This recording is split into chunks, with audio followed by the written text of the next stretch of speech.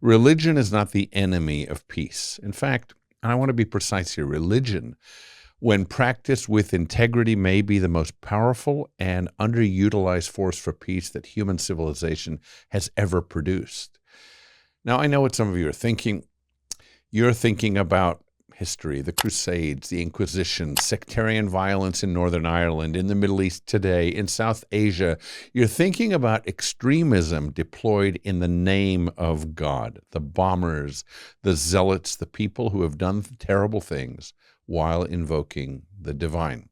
I'm not going to wave those away. They happened, they are happening, they are real. But I am going to argue with evidence and with the weight of my own experience that those things are not what religion is. They are what happens when religion is hijacked, when it's stripped of its ethical core and weaponized for political ends.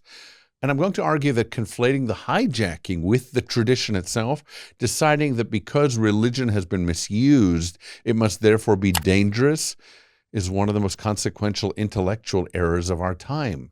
Because here's what that error costs us. It costs us the very instrument that might actually help. There's a story told about religion and violence in mainstream Western discourse. It goes roughly like this. Religion divides people into the saved and the damned, the pure and the impure, the believers and the heretics. That division creates hierarchy. Hierarchy, we know, creates resentment. Resentment, when political conditions are right, ignites into violence. Therefore, religion is a root cause of war. That's an argument. It's a clean story. It has the appeal of a simple explanation. It's also, when examined seriously, largely wrong. The political scientist William Cavanaugh spent years studying what he calls the myth of religious violence, the assumption that religion is uniquely prone to generating lethal conflict. What he found, digging into the actual historic record, is that most of the wars commonly cited as religious wars were driven primarily by political and economic interests, with religion functioning as a legitimating vocabulary rather than a genuine cause. The 30-Year War, often held up as the defining example of religion tearing Europe apart, was in significant measure a struggle over the political power of the Holy Roman Empire. Catholic France allied with Protestant states against Catholic Spain. That's not theology, that's geopolitics wearing a cross. Religion is a technology for making human beings more fully human.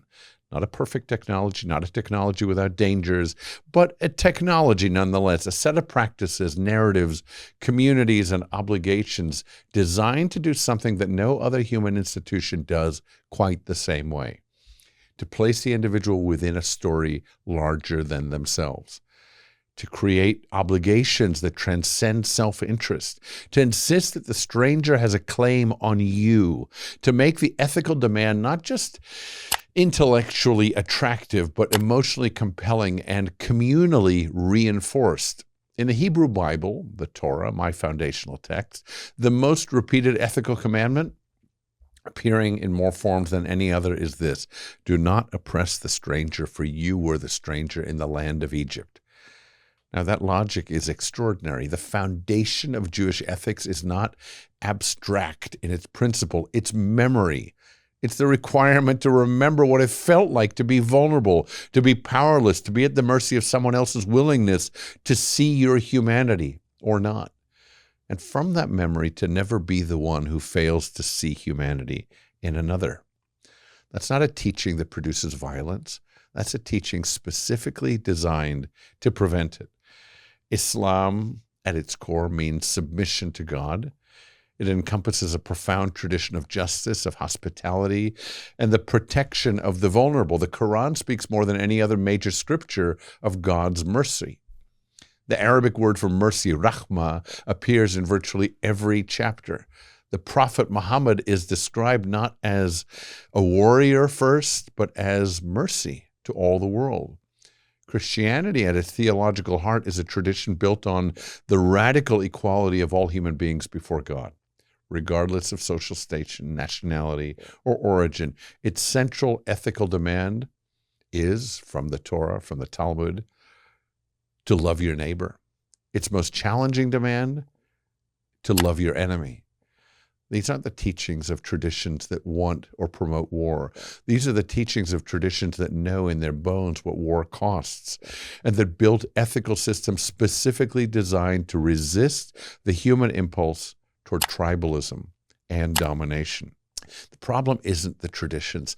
The problem is what happens when the traditions are reduced to tribal identifiers, when they become team jerseys rather than moral obligations, when the question is no longer what does my tradition ask or demand of me, but what does my tradition say about them, the other? That reduction is always a betrayal of the tradition, always, in every case. Religious leaders have access that political leaders do not have, full stop. A politician can negotiate a ceasefire. A religious leader can reach the community that decides whether it will hold, whether to honor it or not. A diplomat can sign an agreement. A religious leader can help change the story that the community tells about why the enemy is human. This isn't theory. The evidence is substantial and growing. In Mozambique, after nearly 2 decades of devastating civil war, the community of Sant'Egidio, a Catholic lay community based in Rome, mediated a peace agreement. 1992, when all the governmental efforts failed, they had relationships, they had trust, they had accountability, they had authority, they had the moral authority that comes from communities who had been present in the country throughout the war, serving the poor without a political agenda. I've spoken quite a lot about Rwanda. In the aftermath of the 1994 genocide, one of the most catastrophic human events of the modern era, the rebuilding of the community across the Hutu-Tutsi divide, has been supported significantly by religious reconciliation processes. Churches that failed catastrophically during the genocide have also been sites of some of the most profound work of restoration. In Northern Ireland, I mentioned earlier, religious figures, particularly on the Catholic side in that case, were critical in creating the social permission for the community to accept the peace process. Political negotiators could write the Good Friday Agreement, but only trusted community leaders could make ordinary people believe it was safe to try.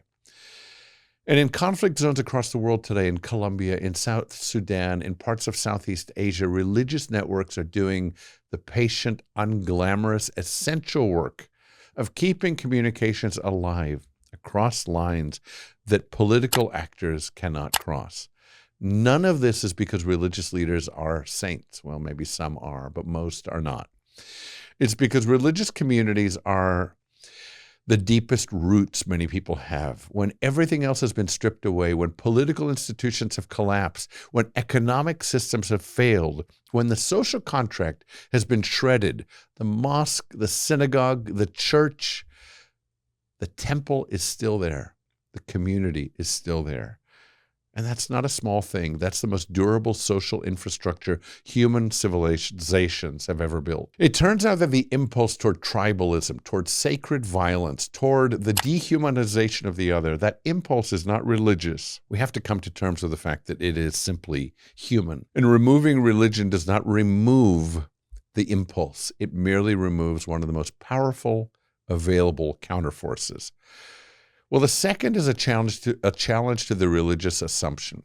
If you are religious, if you're part of a tradition, if you pray, if you practice, I'm asking you to take seriously your own tradition's call to the other, not the other who looks like you, not the other who agrees with you. I'm talking about the stranger, the one your community has historically feared or dismissed or alienated or ignored. Every major tradition has this call at its center. Do not let it become a decorative verse.